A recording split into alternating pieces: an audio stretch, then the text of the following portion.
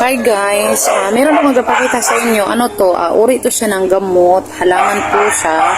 So ito ay nakakatulong siya kapag yung isang bata o isang tao ay nagsugat. O lang, pakikita ko sa inyo. So ayan na nga guys. So ang tawag dyan sa amin is muti-muti. So ilalagay ko na lang sa caption kung ano yan sa English. Kung meron kayong yan sa bahay nyo, huwag na pong putulin o pagtatapon kasi yan, malaking tulong yan, lalo na sa membro sa ating pamilya at nagkaroon ng sugat na hindi na humihinto yung pagtulo ng kanyang dugo. Itong dahon mismo, ito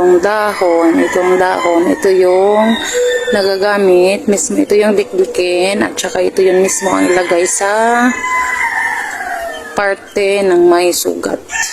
Maniwala kayo sa hindi guys, totoo yan, effective po yan kasi ako mismo nakaranas na nagkaroon ako ng sugat galing sa blade tapos ang hapdi kumikirot, so yan lang yung ginamot ko at agad-agad nawala yung nag-stop yung blood at saka hindi na siya kumikirot po.